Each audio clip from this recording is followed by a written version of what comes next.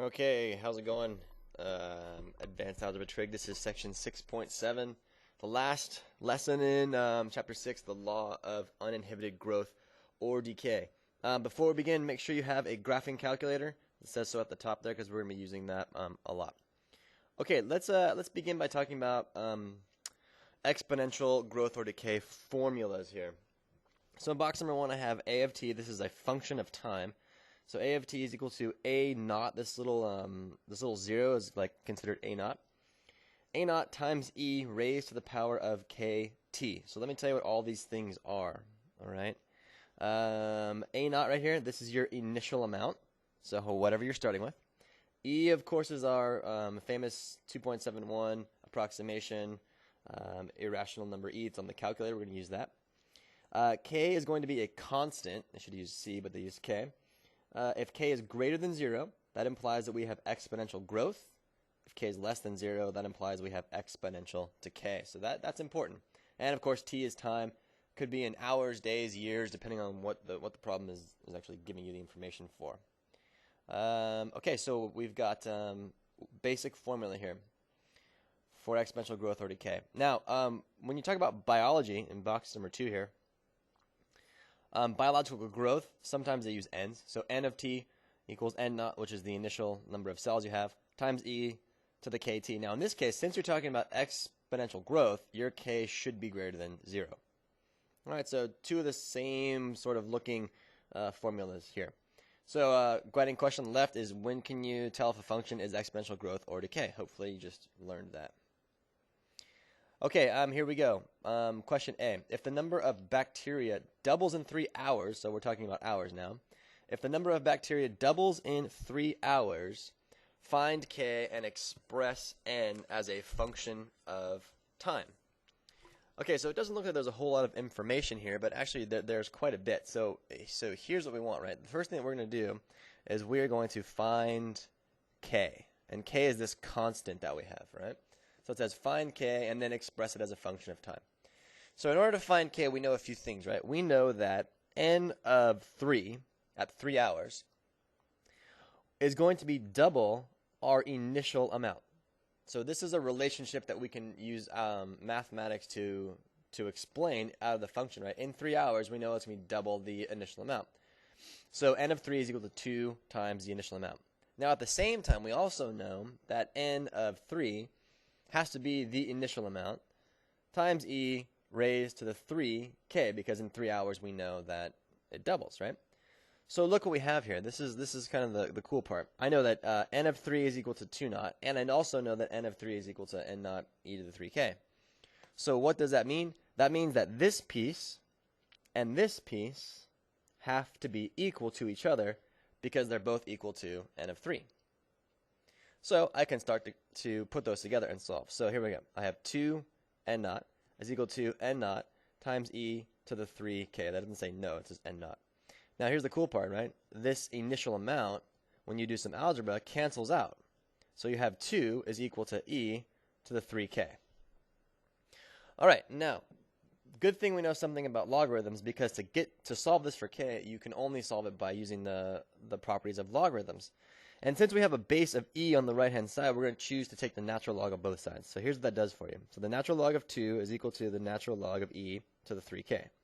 Now I can use the properties of natural logarithms that says the exponent is allowed to plop down in front, which means that I know the natural log of 2 is equal to 3k times the natural log of e.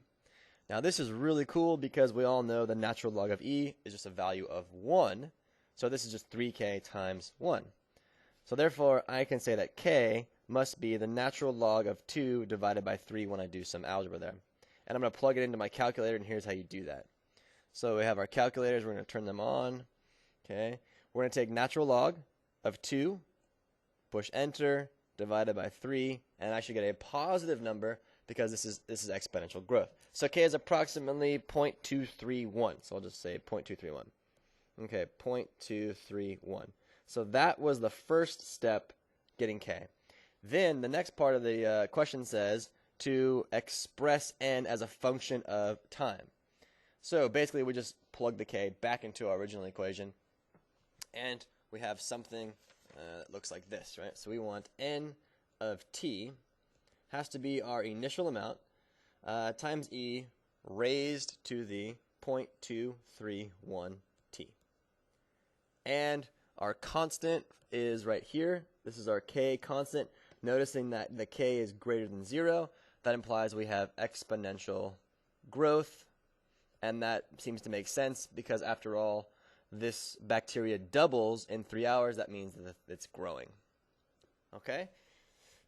So now that we have this right here, we have a function of time. The next logical follow-up question would be this. Well, how long will it take for the size of the colony then to triple in size? So we're going to, this is part B of this question. So we already know n of t equals n naught e to the 0.231 t. So here's what we want, right?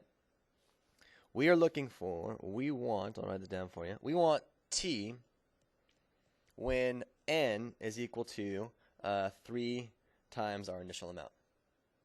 All right? So we want this. 3 times our initial amount has to be our initial amount times e raised to the 0.231 times t.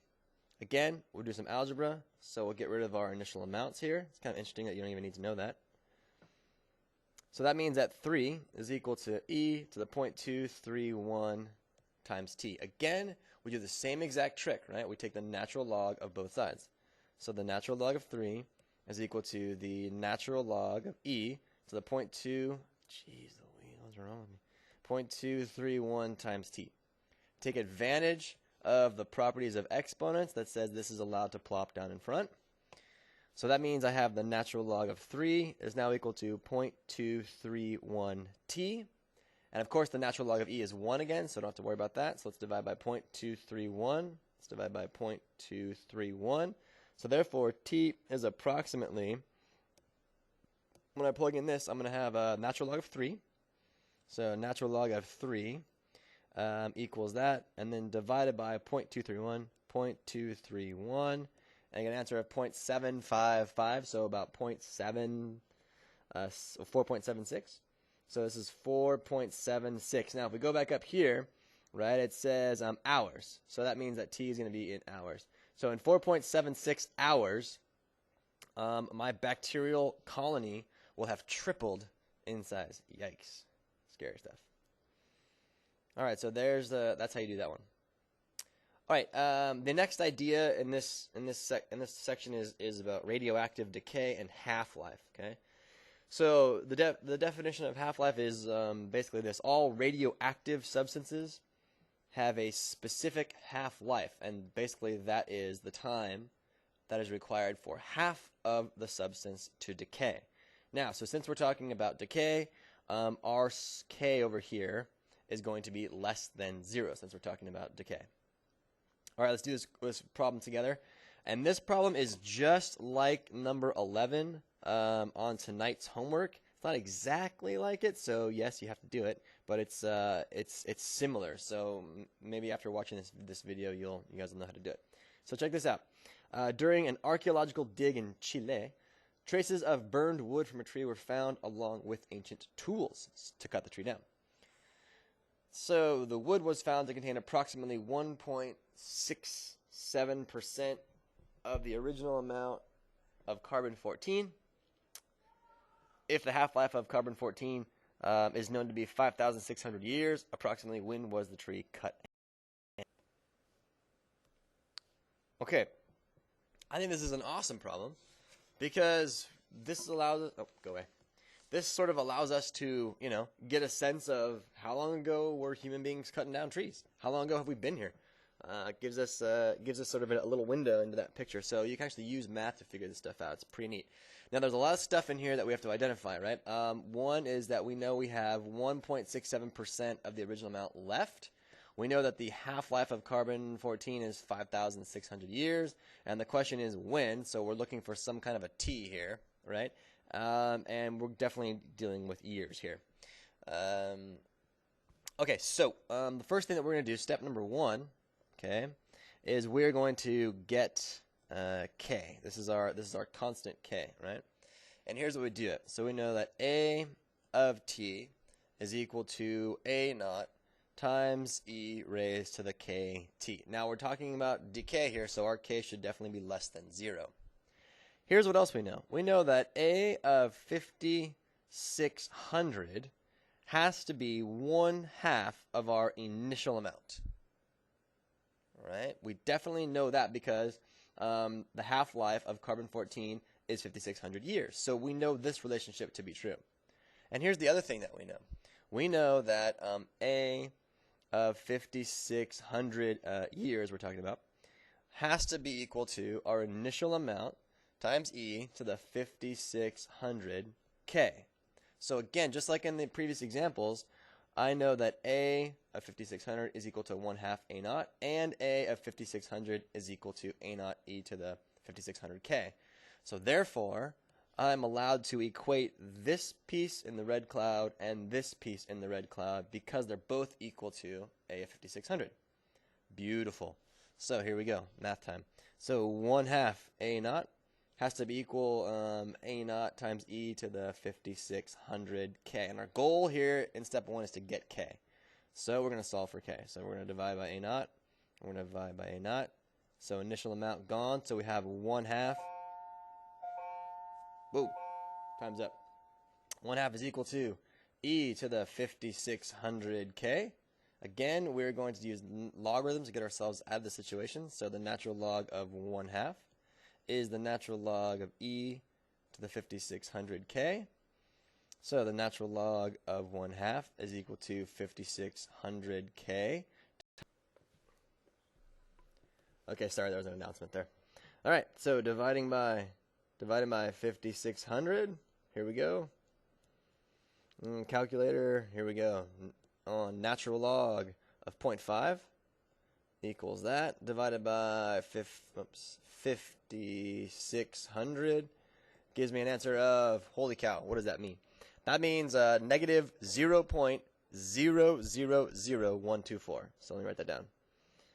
K is approximately negative 0.000124. That's what that little e means. That means scientific notation. So I move the decimal 4 units to the left. So 1, 2, or am I here? Yeah, 1, 2, 3, and 4. Okay, cool. So that is k. Okay. Now, how do we do the second part? Well, part 2 of this thing, that's when we use the percent right over here, the 1.67%. And here's how we set that up real quick. Like, let me move this down. Let me move this down. Move this down. Sorry about that. Okay, so we know from here that a of t is equal to a naught e to the negative 0.000124t. And what do we want? Well, we want t when a is equal to 0.00167 of a naught. And I got that because this is 1.67%. Oh, sorry, this should be, there's only 1 0 there. Yikes. Okay, this should be, this should be 0.0167 of our initial amount. This right here represents the 1.67%. Sorry, I had somebody come in right now. Okay, so we're going to plug this in. Here's what we get. We get 0.0167 of our initial amount is equal to our initial amount e to the negative 0.000124t. Cool. We're going to divide out by a naught. We're going to divide out by a naught. So we get 0.0167 is equal to e to the negative 0.000124 times t. We're going to take the natural log of both sides. So the natural log of 0.0167 equals the natural log of e to the negative 0.000124 times t. Therefore, t is going to be, you guys ready? The natural log of 0.0167 all divided by negative 0.0001 2. I think it's 124. I'm sort of, I lose my, yeah, 124. 124. There should be a 4 right there. Sorry. All right, when you run that through your calculator, you get approximately 33,003 years ago. Whew, holy cow. So, 33,003 years ago, we were out there cutting trees down. Pretty cool. All right, guys, hope that helps you out. Good luck.